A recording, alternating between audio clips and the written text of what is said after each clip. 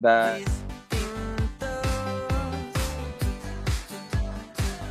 Ahora tal vez solo queda esta noche y apenas nos hablamos. El mundo gira y yo ya casi no te veo más. Que me quiero despedir. Luz de neón, pienso en ti. Guardo un tatuaje de nuestra época más gris. Y yo fui feliz, y fuiste feliz, pegándoles 1, 2, 3 y 3. Pasamos nuestro tiempo. Eres perfecto. Pon tu mano en mi pelo y conecta el sentimiento. El mundo gira y nunca nos volveremos a encontrar.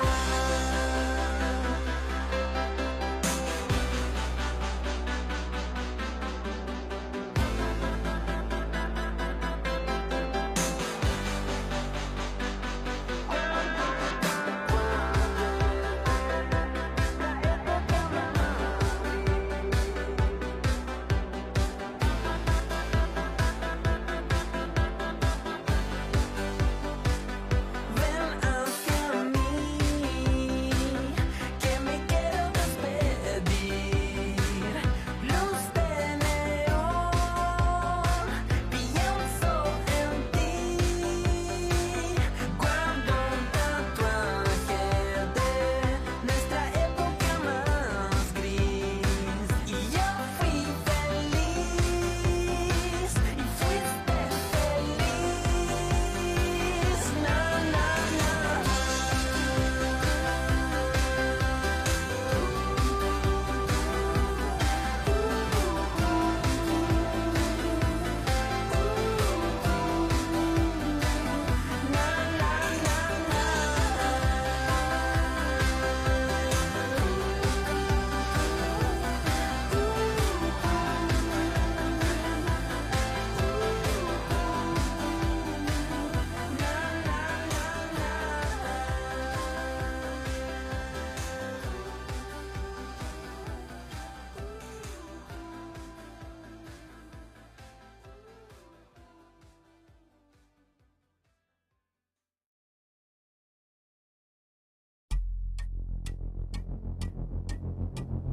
Viernes, siempre es viernes en mi corazón. Siempre quiero la total destrucción de este mundo que he conocido y el trabajo que no tiene fin. Oh, viernes, siempre es viernes en mi corazón. Quiero regalarme un montón. Todo el tiempo me siento morir y el viernes puedo morir cada vez que me despierto.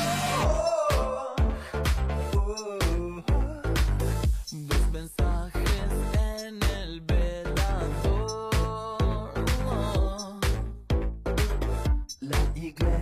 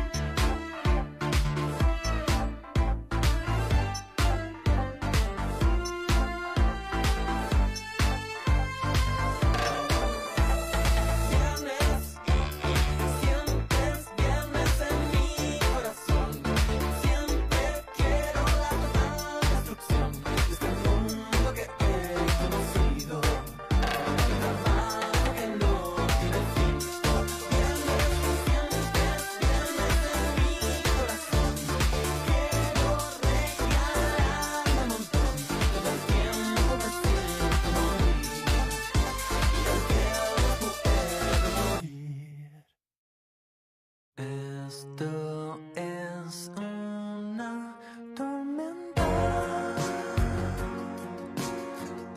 Esto es el fin de nuestra confusión, la rara ocasión. Quiero saber si ves, quiero saber si ves cada acción que hago por ti. Estas no son drogas, no me hacen dormir. Y el primer verano se acerca piano, piano. Quiero saber si ves, quiero saber si ves y sientes el golpe que veo venir. El pulso de tu corazón se acelera. El ritmo que llevábamos terminó. Te voy a echar de menos desde lejos. Encuentro que no está la decisión. El pulso de tu corazón se acelera.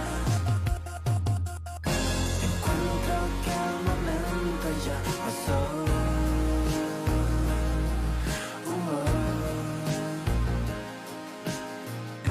Eso es una tormenta. Eso fuiste tú.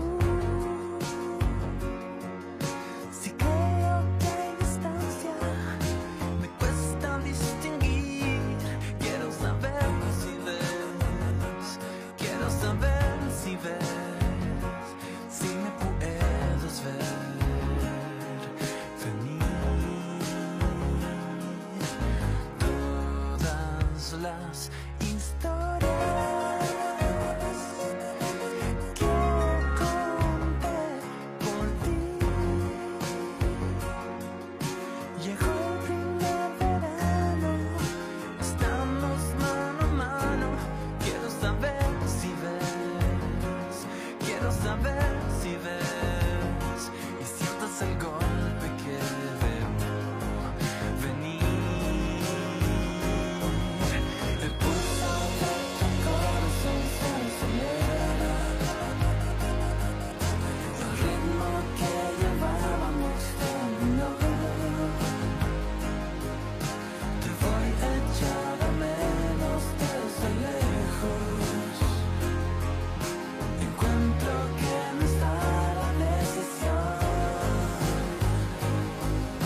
El pulso de tu corazón se acelera. El ritmo que llevábamos terminó. Tu labio tiembla cuando me acerco.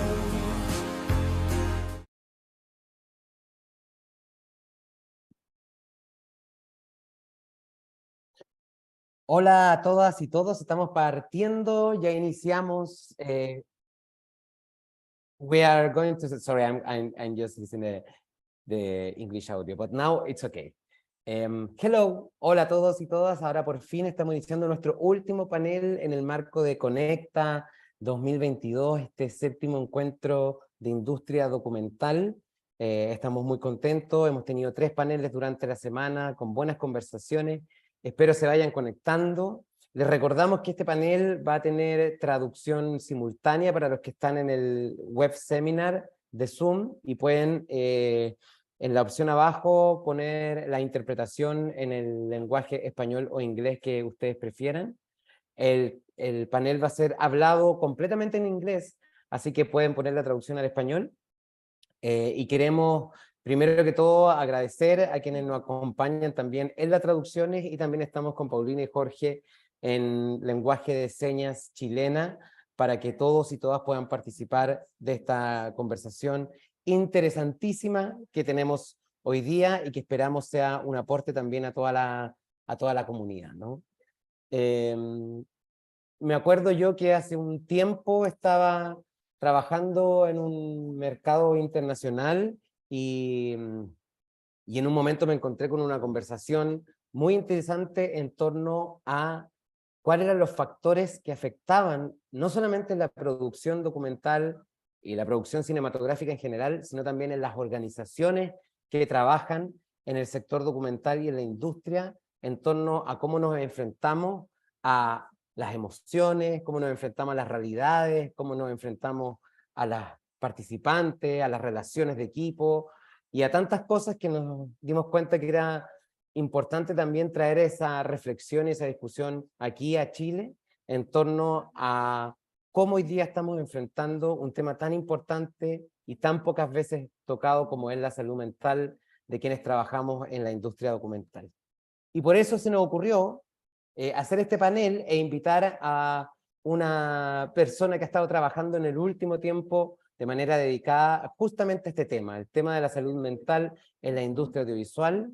Ella es psicoterapeuta, supervisora clínica y productora independiente de documentales. En 2018 fundó Film in Mind, un servicio de terapia para cineastas para abordar la salud mental en la industria cinematográfica. Y ahí nos va a contar un poco cómo combina también sus habilidades terapéuticas con su historia de producción en el mundo documental. Y la idea es que vayamos identificando también todos esos factores, esas capas y esos elementos que muchas veces no tenemos en consideración al momento de enfrentarnos a la producción documental. Así que quiero dar la gran bienvenida a Rebecca Day, que está hoy día con nosotros de Film in Mind. I'm gonna switch to English now, so everybody can switch also. Hi, Rebecca. First of all, thank you for being here, join this conversation today.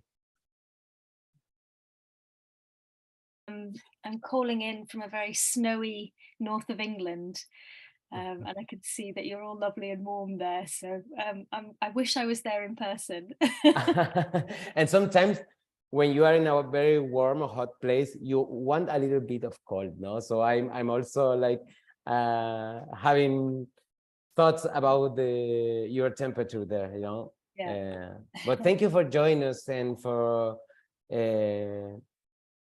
these ideas of things that we are not thinking, no? And ideas that we can share now a little bit more about your experience. And of course, everybody who is watching have the possibility to do questions, so please send us to us.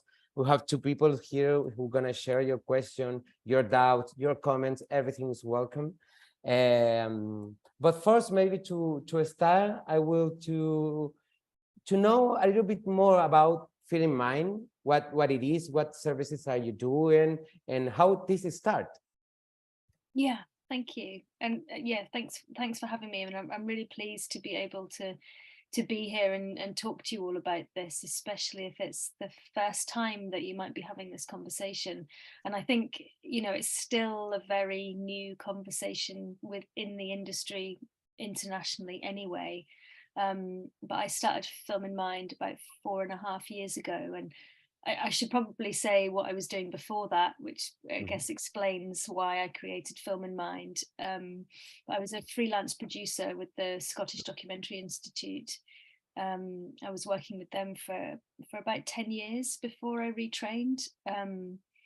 And you know, I worked my way up all the different production roles from my sort of early years in the film industry until I was producing feature films. And I also did a lot of impact producing, so that's sort of focusing on the audience engagement side of things. And there were in particular a couple of films that I worked on there that were about end of life care, so about death and dying. And I was the person who was in contact, who was the sort of bridge between the filmmaking team and the audience, and also the participants in the documentaries. So in the documentaries, so it had a really big impact on me, partly because I loved the work, and each time those projects finished, I felt that there was something missing from the rest of my producing work. And also because I was really acutely aware that I had no training to be having conversations with people who had quite serious medical conditions, who were grieving, who were, you know, talking about their trauma.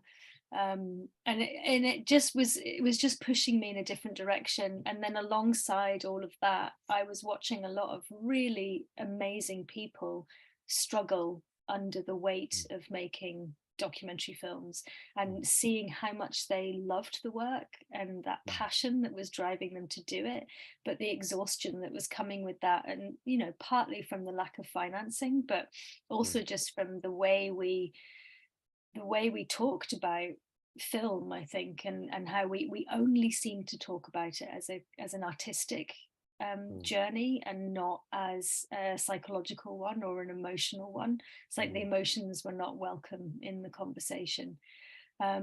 So I went to retrain as a psychotherapist, and part of my reason for doing that is because I went freelance and I couldn't afford to pay my bills or start a family as a freelance producer. Yeah, of course. And that was what I wanted to be able to do. So, Yeah. you know, I retrained as a psychotherapist, thinking I could do, you know, producing and psychotherapy at the same time. Because I'm not a particularly technical person, so I wasn't going to turn to editing or camera work or anything like that.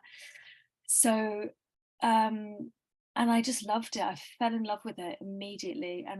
And from the very beginning, I was instantly given these tools by the therapy world to help me stay strong, resilient, in touch with what was going on within my work. And I saw really clearly within a few weeks of training that this would really benefit documentary makers. And that was the first spark of how can I turn what I'm learning here as a therapist into something that makes sense for documentary makers. And so that's what I essentially set out to do. And no one else was really talking about it at the time. So I just kind of quietly did my training, didn't really say anything for 2 years, 2.5 years. And then I started talking about it at film festivals once I'd qualified. And I just started slowly seeing clients, so taking on filmmakers, documentary filmmakers as clients. So at the beginning, it was just offering them personal therapy. So they were welcome to come for a therapy session to talk about anything that they wanted. And what happened in that time is that I realized that what I was actually doing was often supervising them. So it wasn't so much therapy. I mean, I don't know how popular therapy is in Chile, but here in the UK, all therapists have to be in regular supervision, and it's a place where we take our therapeutic work, we take our client work, and we discuss it with someone who in a non-judgmental space, you know. And when you start doing that, what appeared there? Because you say like, okay, I was talking with the filmmakers, maybe producers also, and other people who are working, but at the start, what appeared? They're talking about their projects, their life, their frustration. Because if you want to start to think about at the beginning of a project, a film project, you start to, you have a lot of challenge of financement or right, and you have this moment that you are insecure. So what do you think appeared there in that moment when you start to have this conversation with clients? I think firstly what appeared was this sort of sense of relief from them, that there was someone that they could actually talk to who understood what they did. And then it quickly became clear to me that this wasn't normal therapy. This was I think there was, it felt less stigmatized if people could come and talk about their work. So not everybody actually felt like they needed therapy, but their work needed some attention. And so I started to look at how I could frame it as a sort of professional space rather than a personal space. And I think the thing that was coming out of it was actually there's no separation between those two things. So what we look at all the time in the sessions is where the personal and the professional intertwine and overlap and become very confusing or all-consuming for the filmmaker. Mm. And Well, as I was a producer in my yeah. previous life, I was very interested that it was predominantly directors coming to me and not producers for these Mm, sessions. So mm. that's been interesting as well. Yeah, of course, and that's because you are working very close to the participants of the film. You are working very close to the subject, and you. It's inevitable to mix everything, no, in your head when you are working with emotions, with people, with ideas. So it's difficult to separate that the struggle of the film, you know, of the story that it's happening is separate from you. And they start this connection. You see that this, how the filmmakers are involved and they don't have like support to do something with that most of the time, no? Yeah. You see Yeah. that happening with the filmmakers and the Yeah. producers also, no? Yeah, all the time actually. And I think the problem in our industry is that we don't talk about it, we don't acknowledge it. And so what you end up doing is you ignore the personal, that sort of personal bit of yourself that you're bringing into your filmmaking. It gets pushed to the side, it gets ignored, and then it becomes, I think it becomes quite unhealthy, and often because of the subject matter that we're working with, it really, we're driven, we're attracted to it because it's probably something we've experienced in our own lives. And so if we're not working consciously with that material, then it can become quite damaging, because you could essentially be either re-traumatizing yourself, or, as a filmmaker, or potentially working in ways with your participants that are not particularly healthy. Whereas I think, if we actually look at it and figure out what our motivations are for making the films, figure out what support needs to be put in place, then the documentary can become very healing. It's when we ignore it, it's that it has the opposite effect. Yeah, no, and I remember that we talked before that there's a lot of people who do or use the film as the therapy, you know. Doing the film is the same moment where your therapy, but you don't have any supervision about it, and you create this idea that you are healing something, but you are alone doing this and you don't know what is happening with your participant, with your crew, who is also in deep of this. And what do you think, or what have you seen in filmmakers or producers who are doing this, you know, like how they manage this?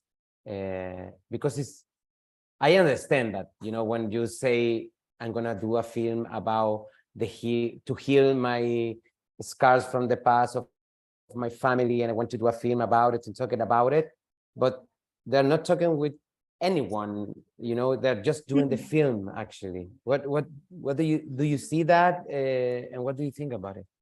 Yeah, I mean, I do. I think what I see is that it can be very lonely.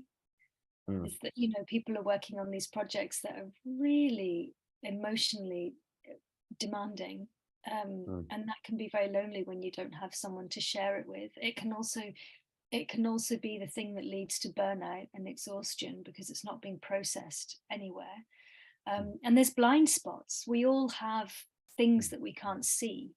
And so, I'll mention supervision again, but for me as the therapist, when I'm having a tricky moment with a client, if I sit and think about that on my own, I can't always figure out what that is. Whereas if I take it to my supervisor, he can help me see what's happening between me and my client. And I think it's the same in filmmaking.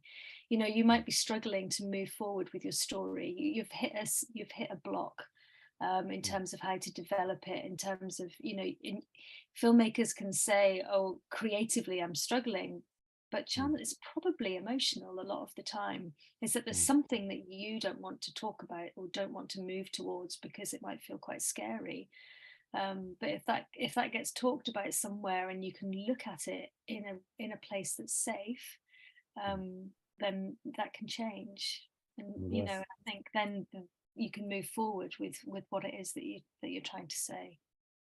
And we are not talking about some days, we're talking about years, people working years in this, you know, in documentary, you know, that you can take too much time to do in this. So, and what do you recommend when you are in production? Because you as a producer, you start to do your budget, to try to get some resource for the film, you're working with the script. What do you recommend when we are talking about this for the production point of view? You know, we have to include some therapies in the production, we have to follow some or have some tools.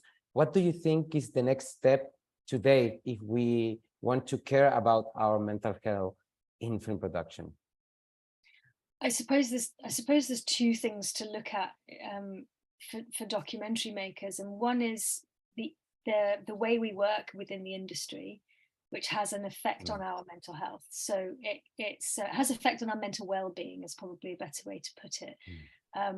So there's the long working hours, there's the lack of finance, there's the sort of stigma in the industry about saying that you're struggling, so you have to be strong all the time even when you don't feel it.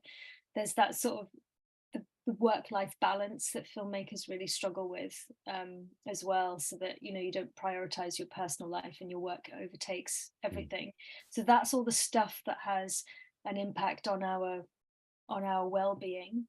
And then on the other side of it is what we've just been talking about, which is the relational aspect of making films. So what are the psychological processes that are taking place as you go and make this film, whether it's for you as the documentary maker or the producer, or it's thinking about the relationship that exists between you and the participant in your film. Because docs are not always personal. Often it's there's something very real called secondhand trauma or vicarious trauma, which is when you are filming with someone who's very vulnerable, how their experience can impact on you, and they can pass that trauma onto you in some ways if you're surrounded by it, day after day, week after week. So I think all of those things are useful to be attended to, but you won't really know what they're going to be. You can't sit down at the beginning of a project and say, I predict this, and this will happen. But you can put some measures in place to imagine, to do some risk assessing, I think, and then to have something on hand to support you as you move forward. And I know everybody's reaction is going to be, but how can I afford that? And I really get that, because it's an extra thing to add into the budget. And the first thing I would say is add it into the budget. No funder yet has complained about seeing a mental health line in the budget, because so many films collapse under this emotional pressure. And if we put support in for ourselves, then we have much healthier productions, and they're much more likely to get finished, and probably get finished quicker. There's a theory around it saving money in the long run. Yes, of course. And well, that's a good thing to think about, like, of course, the idea of adding in the budget, something, but where it's already difficult to get budget for doing films, how we can add this and it's start to being part of the same challenge, the mental challenge of the producers in this case. But at the same time, this is, I don't know, like, we can see this from different angles. There's different layers of the issues, because we have this frustration about the finance and the relation with the participant, what is happening with the subject, what is happening next, because we have our film already done and we want to do a premiere or go to festival or sell it, and it starts to be difficult again. So we have these stages of the production, and you have to be all the time with this kind of different challenge, and you receive a lot of no's from the different parts, and it's difficult to manage them what layers or what angles do you see also in this industry? Because we are living in a crazy industry that don't necessarily get it, what is happening. We all know like a bit, but what do you see? What layers do you think that we have to be more aware? Well, I think those last two words that you said, more aware, is actually the answer to that. And what I've found in every panel that I've been on or workshop that I've run since I started doing this work is there's always at least one person that says, I can't believe I'm hearing these words. I thought I was the only person who felt like this. And there's something so important about realizing that you're not alone in the way you're feeling. Because what happens when you think you're the only person that feels like this is that you think there's something wrong with you. And actually, there's a problem with the industry. The industry doesn't function. We call ourselves an industry, but it's not functioning properly because it can't support us financially as people who are working professionally. And so what we're told all the time is, oh, this is a passion project. You'll put your sweat, blood and tears into this, but it's not. It's too much, you know, and there's a huge pressure to succeed and to perform that any human would struggle with, and that's not even taking into account the responsibility that we have to each other and to the participants of our documentaries to make a thoughtful, caring and successful film. And so I think just hearing that in the first place can be incredibly useful because it's really hard work. And that is difficult, you know, we shouldn't pretend otherwise, really. And the more we say it and the more we become used to saying it without apologizing, I would hope, this is the optimist in me, but I would hope that the industry, the decision makers would then turn around and say, we actually need to do something about this. Whatever that might be. Yeah, and it's not just happening with the filmmakers and the producers. No, it's also with organization, film festival. We were talking about that we are running Conecta right now, and it's very crazy these days. And you had very long shifts of working to everybody, and this is because we're running all the time, you know.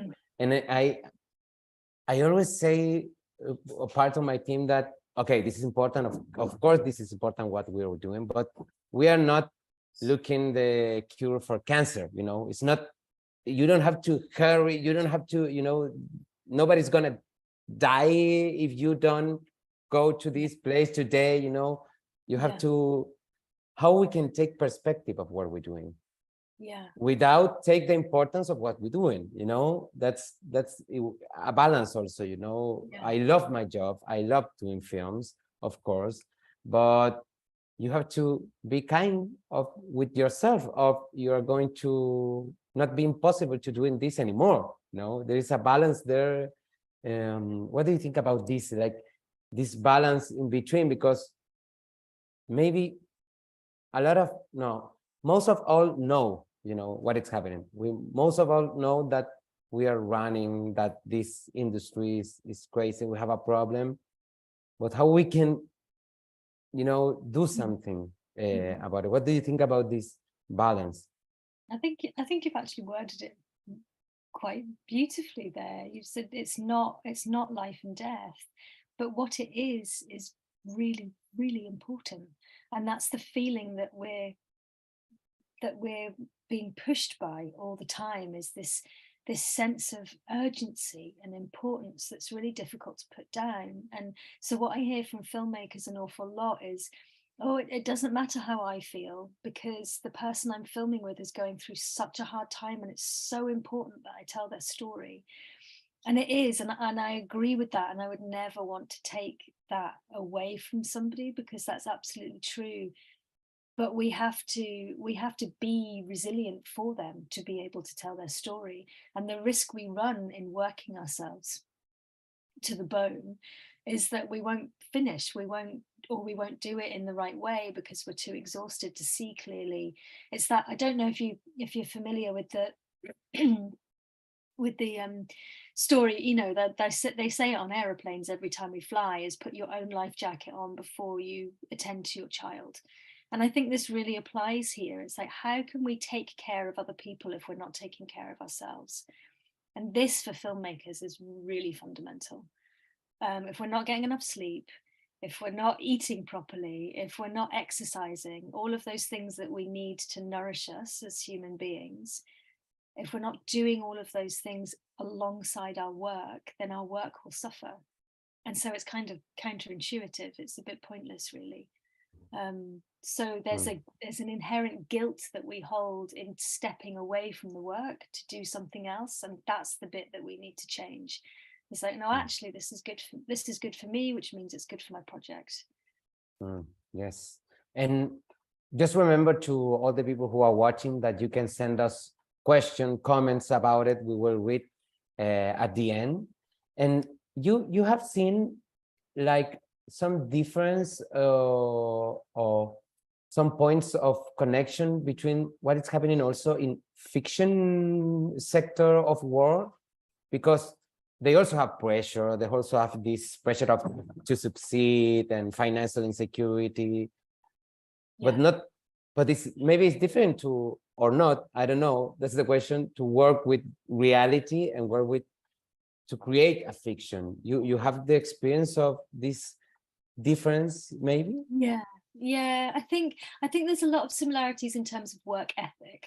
So the expectation from the industry to, you know, work these crazy hours and to never say no to anything, and to be, and to only talk about your success and never about your failures. You know, it's and to be strong, never be vulnerable. That's really similar across the two industries.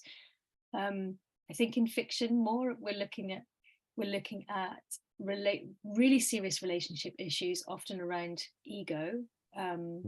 And you know, various things like that, whereas in documentary I find, I mean, this is, maybe there's people in fiction wouldn't agree with me saying this, but it's a very compassionate driven industry, documentary.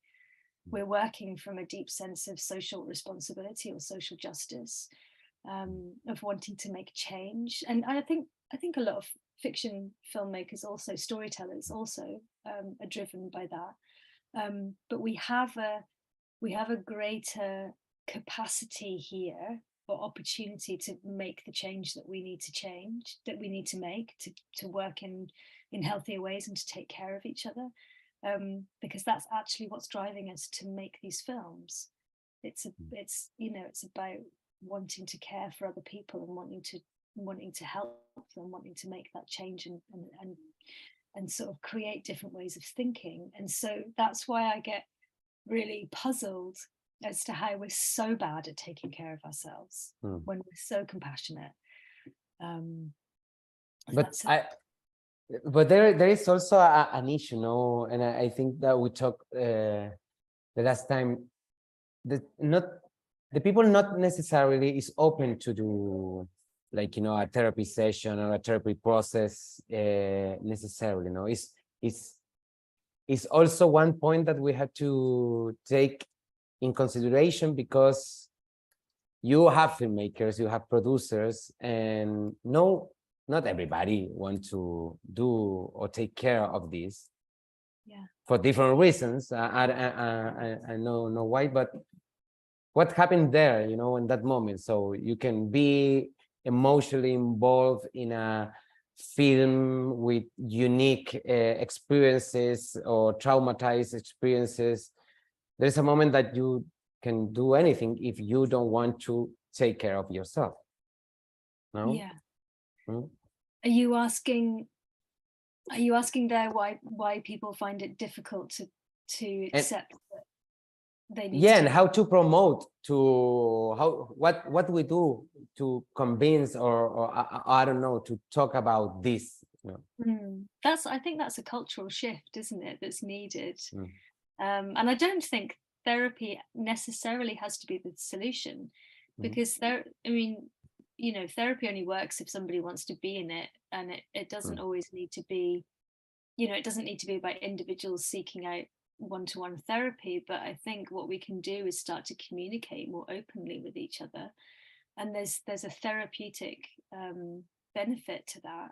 And so even when you sit down with your team at the beginning of starting to make a film, asking questions like, how do you like to work? You know, when do you function best? In the morning? In the evening? Do you like to work? Like, some people really like to work through the night, and other people don't function well that way. You know, do you have any needs in terms of your physical self, your physical needs, or your emotional needs, and really understanding how people work and making space for that in the production, and actually deciding at the beginning if that is compatible. Because if often we hide that from everybody, and what happens a few months down the line is that you realize that you're not working well together because you have wildly different needs, and nobody has been able to voice them. And so I think just sitting down at the very beginning and setting some boundaries and getting to know each other is crucial, especially on long form projects, on feature documentaries, and then checking in constantly throughout the process, especially after really difficult shoots, or in the run up to a shoot, is, you know, asking how are you feeling about this shoot, about the subject matter that we're going to be discussing, about, you know, what could be coming up, how is that sitting with you? And then at the end of the shoot, checking in with people and saying, what was that like? You know, I've had people talking to me before who have asking what they can do at the end of days where they've been, you know, filming in prisons where people are on life sentences, or like, and you know, death row sentences, and they're in there every day, and they're sort of collapsing when they come out. And there's all sorts of projects. I mean, that was just one example that just came to mind, and ending that working day without discussing it, or at least at the end of the week or the end of the process, can be very detrimental, because we just bottle everything up. So I think it's communication more than anything. Yeah, it has sense. I have a comment here for the people who is watching that I think it's he said, hi, thank you for bringing this conversation to this space. I attend the Mental Health in Documentaria, the Getting Real conference this year, and I found it very revealing. He remembered 5 points that you talk about during this conference, the sources of the most recurrent mental health issue for filmmakers. He's doing like I can see it. Yeah, one, the subject of the film. 2, financial insecurity. We were talking about this pressure to succeed, of course, power imbalances within the industry, and unique experience of traditional marginalized people. And that's really what the example that you were talking about, because who are we and who are the participants who are working with us in this? And there's experiences, incredible experiences that we are not used to be there. And it's good to know where you are and who they are, who are you. This creates also like moments of communication, but understanding each other, that I think is, well, and instead to say, I personally believe a lot of filmmakers are realizing about how the work is impacting them, and are taking a step to deal with it in the healthier way. But the institution, especially funds and festivals, are not realizing that many of the issues are created by their own dysfunction. This is an important opinion, because it's not just the filmmakers and producers. There is an ecosystem, no? Like there. Absolutely. Yeah. What do you think about it? I think it's Diego, isn't it, who wrote? Diego, yes. Yeah, thank you, Diego. I think that's absolutely spot on. It is an ecosystem, and I think that's what I said when I said the industry doesn't really function very well, because it's not.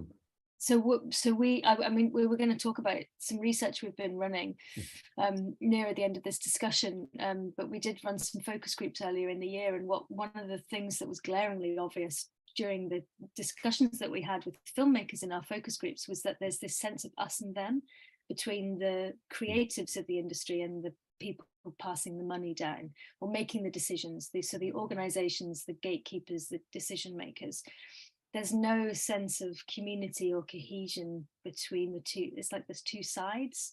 And I think that's really problematic. You know, if you look at, like, often the role of the producer is to sit in between the decision maker and the director, which again I find really problematic. When there isn't communication between the whole team, and there's these systems of hierarchy that separate us from one another. I don't really understand that, but I hate hierarchy anyway. So yeah, there's a lot of dysfunction from the funding bodies and from the film festivals, and you know, I don't necessarily think that's because it's the wrong people in these jobs necessarily. I just think it's lack of awareness, and it's a lot of fear, and it's a really, really big lack of communication.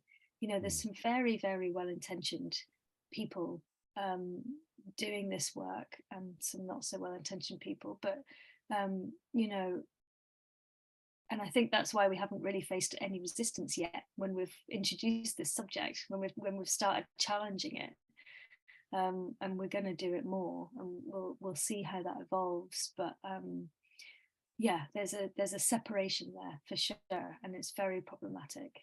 Yeah. I start to think.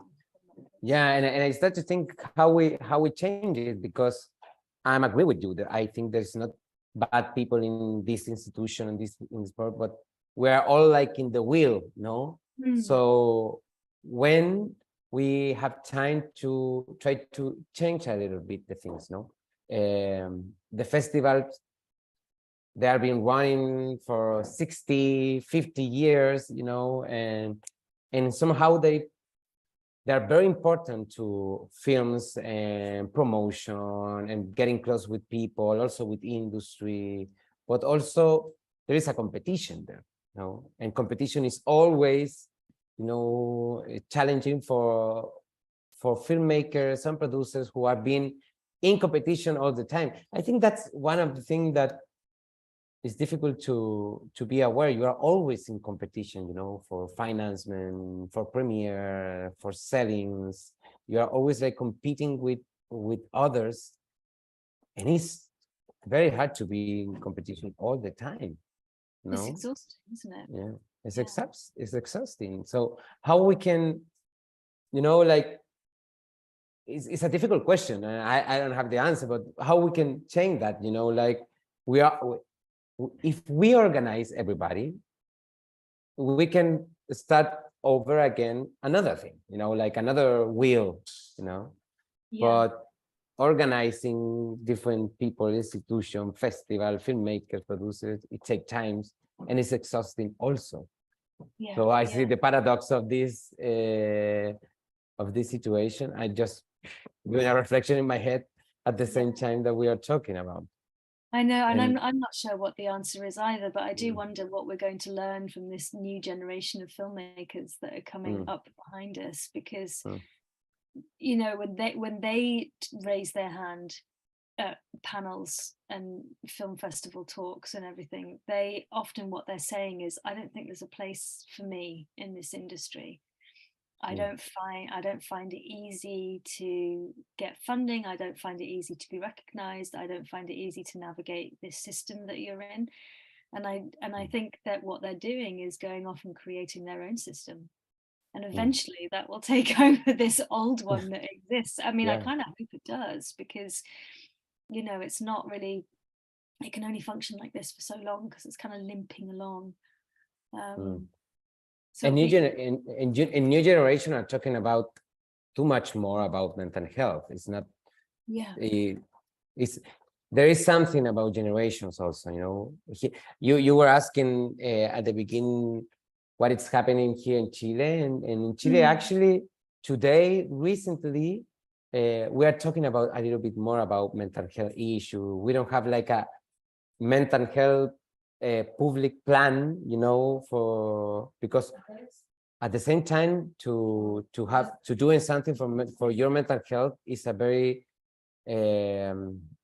expensive, privilege here in Chile. You know, it's not like, okay, let's take care of us, but the tools, where are the tools? You know, that's it's also a problem with what's happening. But the new generation, they are demanding for that. That's the thing, you know, they're demanding that the health is not just the body, is also motion, it's also what is happening, it's also talking about.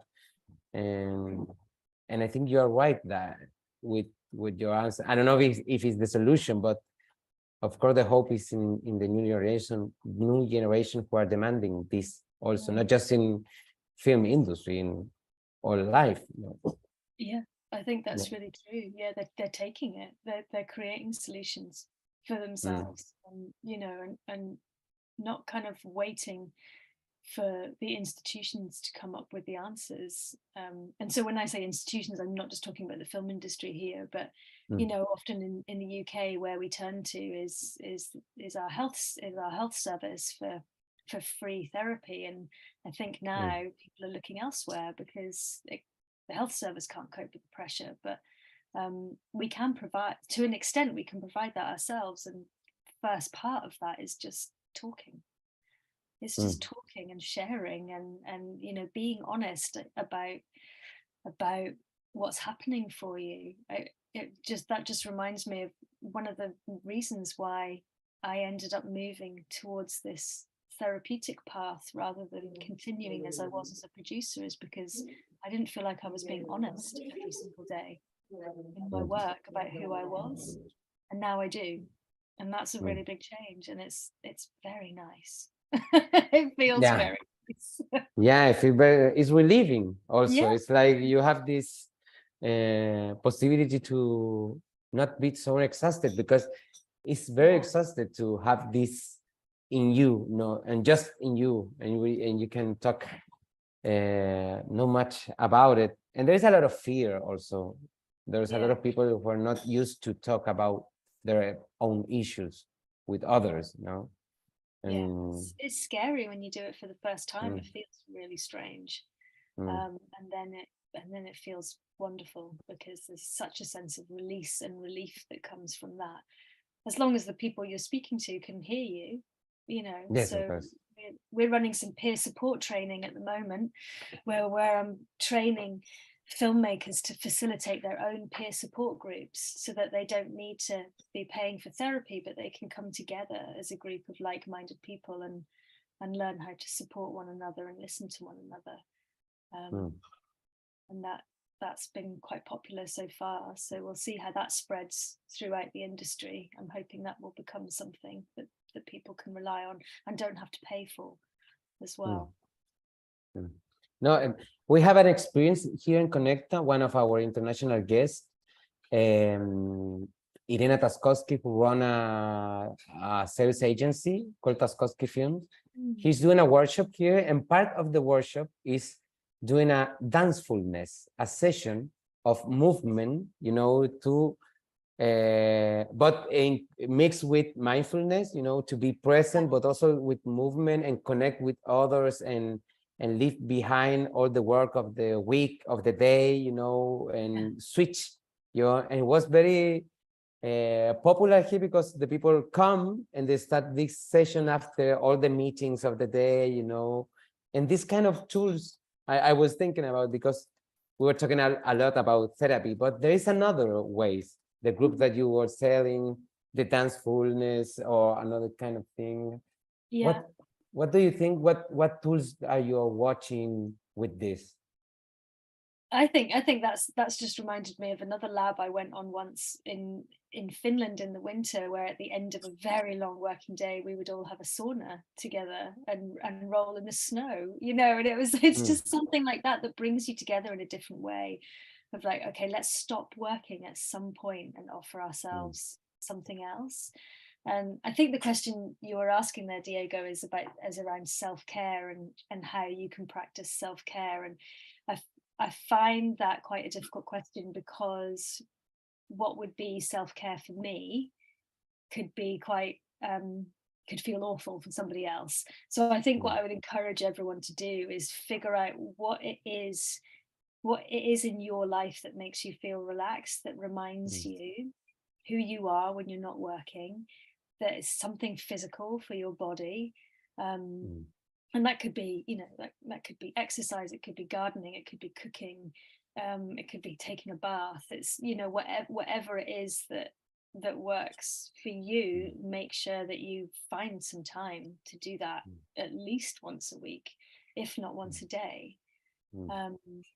And factor that into your working day as something that you deserve and need, and, you know, shouldn't really be functioning without.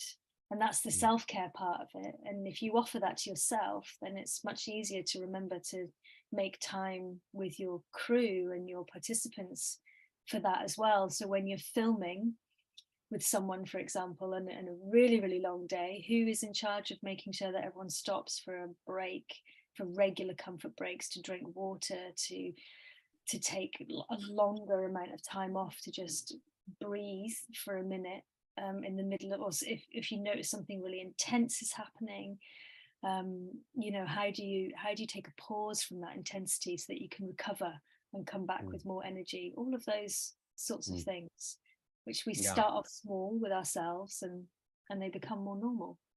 Yes, it's right. It's like you have to give you this space and time to do what is good for you. And you are the only one who knows that. I love to cook. I love to, there's a good examples. And we have two questions here. One is in English and another is in Spanish. I think one is from Mauricio, who say, how do producers and directors cope with the impact that their stories have on them? Yeah, it's a good question. I think that's a lot of what we've been talking about today, is that actually the answer to that historically often is that they don't. They don't, yeah. Or so either they don't, or they find ways to cope with it, but they're not sharing that. So some producers and directors have been telling me that they have therapists, but we're not talking about that openly as an industry. So what's happening there is the people that are going to get help continue to make films, and they're doing well, but they're almost too ashamed to say that they're seeing a therapist, or they actually have a really nice working relationship with each other and they can support each other in that way, or whatever it might be. We just don't talk about it. So I think a lot of people out there do have coping mechanisms. They don't find that they can share them, because if they do, you're admitting that you need a coping mechanism.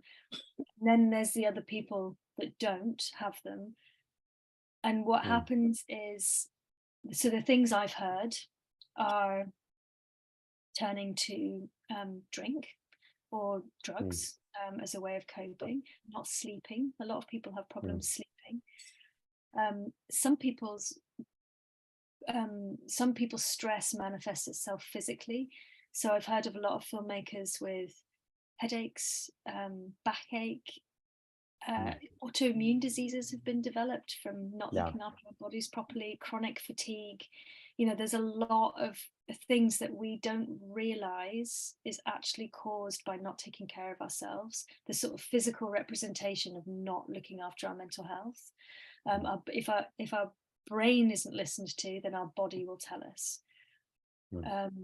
One very, very extreme example that was shared publicly with me on a panel is somebody was working so hard that she had lost the full use of her legs and was in a wheelchair.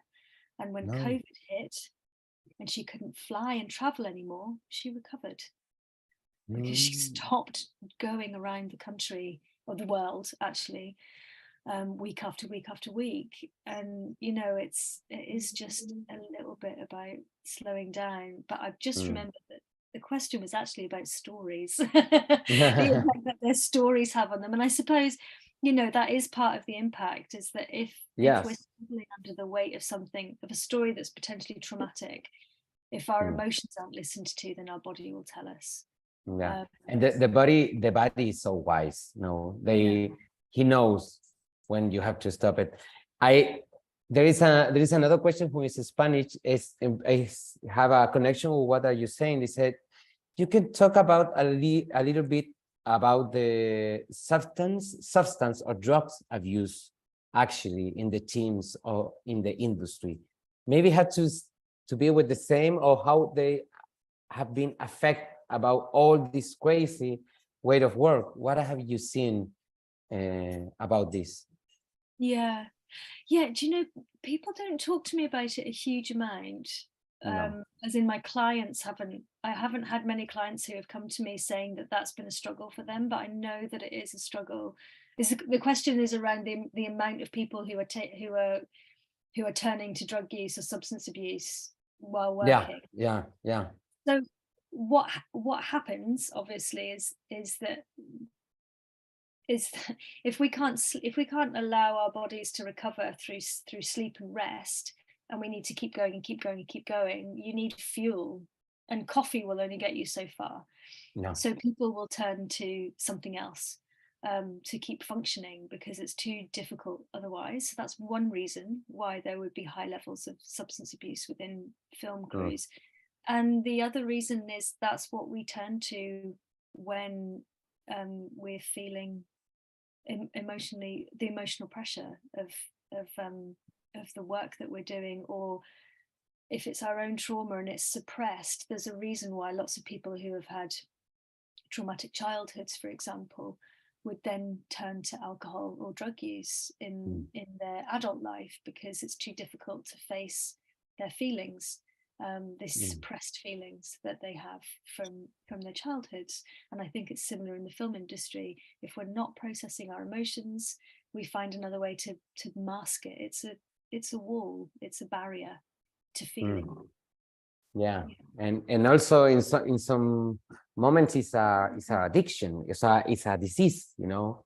I don't know if disease is the word, but it's you have to work in this addiction, and there is another part of working out yourself and for your health, and it starts to be an important thing in your life, and it's part of all industries. No, it's not just not happening just in film. And actually, that was my question. We're talking about, of course, about film industry and documentary, but this is happening also in a lot of industry around the world and all countries. So I think everything came to the same place, you know, to think about how are we be kind with ourselves, and we are talking about this. Not just in film industry, because I don't know, my mother is a teacher, you know, and there is another issues related, but at the same time they start to question the same things, you know. You don't have time, you have to do relation with different kinds of family who had different issues, there are different traumas also. So how you can, and how we can mix these two things. There is it's not a question, it's a comment. I had to say it because we're gonna read everything. First, I want to say thank you to Conecta and CCDoc for this panel. Personally, I read this like a intention letter to relieve a subject looking for finding ways, you know. That's the comment of Natalie, and we hope that this conversation give an experience to everybody to start to talking. No, it's good to know. But now there is a question. This is, if you have having experience with meditation or mindfulness in the film industry or with your clients. So I personally have never been able to focus on meditation. So it's not something that I practice with my clients. It's one of those things that's always at the back of my mind is, oh, I should do that. But I'm very aware of that voice that's always saying, you should do this. And I do as much as I can, and I find the things that, you know, work for me. But yeah, I know a lot of filmmakers who are using meditation and mindfulness, and a lot of my clients are. It's a very personal thing. It's like I said before, it's about finding the thing that works for you. But meditation it's almost like a muscle that needs to be practiced. It's a practice. You know, you need to kind of commit to it on a regular basis and really learn You need to really learn what it feels like, I think, to offer that to yourself and to feel the benefits of it. A little bit like talking, a little bit like the joy of opening up. And Mm, I think maybe my supervision for me is a little bit like that. So I see my supervisor. I see one supervisor once a fortnight, and I have another supervisor that I see once a month. And every time I come out of their hour-long sessions, and every time I come out of a supervision session, I feel like I've grown a little bit, like I've expanded, because I've processed something within myself that mm. I hadn't been able to access before. And I think meditation and mindfulness have a similar effect on us, actually. It's just allowing the unconscious to come into the conscious. Yeah. It's important to give yourself that time. Mm. Yeah, But and if it works for yeah, you, mm, yeah, yeah. you can tell I'm a talker, so that's my method, obviously. Mm. It's fun. So let's talk about a little bit documentality, because we want to know. I all the time asking, what have you seen? What is your experience? And I understand that you are working to have this experience and new information about the people who are working in this. And in this project, you are hearing a lot of people who are working in the film industry. So can you share a little bit, what is documentality? What is the objective of the main goal of this project? Yeah. So documentality is a research project specifically. I started it with a couple of years ago with the D Word. So for those of you that don't know the D Word, they're an online documentary community, and they've been going for about 25 years. And they provide lots of online networking opportunities for filmmakers, amongst other things. And they asked me back in 2019 to host an online forum with them around around the topic of mental health. And when we first opened that conversation, I guess it was one of the first times in the industry that it had been opened so widely to people, and it was really, really popular, if that's the right word. Well attended, huge debates happening online. And then we started getting invited to speak at on various panels and everything about mental health. And a couple of years later, 2020, 2021, we realized that we were still getting invited onto panels and saying the same thing about mental health, and nothing was changing. And we all thought, well, how long can this go on for? And by that point, Malika Rowlands had joined us as well, who also works in documentary, and she comes from a clinical social work background. So she's also a psychotherapist. She comes from a mental health background. She's now the Director of Education and Impact at Doc NYC. So we joined forces and said, right, what can we do to propel this forward? And what we wanted to do was create an online toolkit or resource space for filmmakers, documentary makers to access. So a lot of what we've been talking about today, looking at the various stages of production, how to do mental health risk assessments, giving tools and tips and advice on, different things you can do to connect with your crew and your participants, how to take care of your participants, how to take care of your audience, signs of how to notice trauma, it's a very wide range of things to put up as a free to access resource for the documentary community, that can be accessed anonymously as well, so that if people were feeling that they didn't want to say that they needed help, they could just access this whenever they needed it.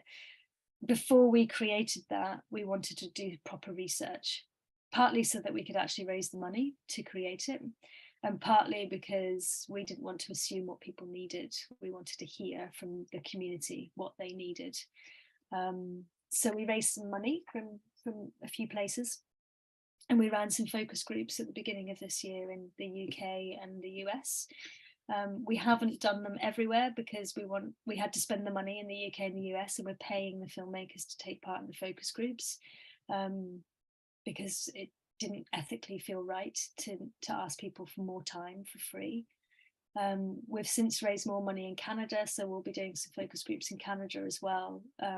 It would be great to partner with people, you know, in other countries, especially in the non-Western countries, to find out more specifically what's happening there.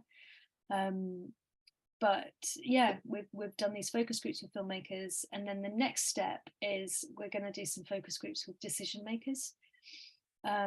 So we're going to share some of our findings that we've heard from the filmmakers with the decision makers, and also ask for their experience as well about how working in this industry is impacting on their mental health. And the reason for doing that is because we really need to try and close this gap between filmmakers and decision makers. And so then we need to think of a way to bring the two sides together to talk. Yeah, and that's as far as we've got really with it. But it's just the focus groups is focused in filmmakers and producers, or just filmmakers for the moment? Filmmakers and producers and editors. Okay. Yeah, we Okay. had, I think we even had some people from the camera department and sound department on there as well. We would love to go into, you know, different phases and open it up to the whole industry. And we'll probably do it. I think what's come out of it is the need for a survey that can be used in any country, so that people can gather. So you, for example, could access this survey template. You could run your own research and feed it into a general data pool, and then we can get a big picture of what's happening internationally, that tells an overall narrative. But it's such a huge project, and we're all volunteering our time. Well, not completely volunteering, we have raised some funding, but Okay, yes, of course. doing it amongst our full-time jobs. So yeah, it's slow. But it's slow, but it sounds very important and very big also, because you had the opportunity to provide to the community. We hope this toolkit for the productions and the filmmaking and also the decision makers. And one of the things that I'm always thinking, that there is some concepts and words that are changing, you know, and it's part of this, you know, like we were talking a lot about participants, you know, instead of characters, you know, that kind of thing. And I talk a lot with decision makers that they start to say, we're not decision makers. Everybody take decision in their life. We are like industry representative or something like that, you know. Things are changes, and I think these things are also important to understand, that this gap between them also is because this is something has to be with hierarchy also, you know, and we don't have to. And one of the girls who was writing in the chat is talking about the impact that the hierarchies has in the productions, and how we can do more horizontal work, you know, because there's social difference, in even class difference in the industry, and you can find them. So first of all, how we talk about us is important, and then to know what we feel and what we are happening to everybody in the industry, give us a map of where we go, you know, like a guide, you know. And I think that the work that you are doing is very important for doing that also, no? Like to try to identify what is really happening, no? Yeah, exactly. And you know, then it can't be ignored. I think that's the thing. Once you have the data, as much as I definitely am not a data person, I'm a therapist, but we need it. We need it to be able to make change. And a couple of years ago, there was a big survey released in the UK run by the Film and TV charity that gathered data across the whole of the film and TV industry. So not just documentary, but fiction and factual TV and gaming and animation and everything. And that was really alarming in terms of the high levels of mental health issues that were occurring across the industry compared to the national average. And it means now that there's all these support systems cropping up in the UK that didn't exist before, because the data has to be listened to. Yes, of course. And we are like in data times, you know, like we need all this information to to do some changes finally, because if we try to get some conclusion about the conversation or what is happening is what changes we can do in our industry, in our production, in our crew, in our organization, in our festivals. And I don't know if you have like some ideas or things that you think that we can do now, even without the data, no? What changes do you think, or do you can tell to the audiences that we think we can do to have care more about our mental health in the industry? What do you think? I mean, many things, including a lot of what we've talked about today, which is just creating more space for talking and getting to know each other and asking what people need. That's a really big thing, is ask what people need. And just finding out, you know, if you're working with someone who has a history, if you're making a story about anything that has a mental health implication, which most of our documentaries do, just find out more about how that appears in a person, you know, how that can affect a person, whether that's collaborating with a charity that specializes in that. You know, I'm talking, you can take it issue by issue. So if you're making a film about domestic abuse or about drug use, or, you know, any of these things, there's a specialist somewhere who is working in that area, who can advise on sort of safer working practices, at least. And then the other thing is, can you just rephrase the question?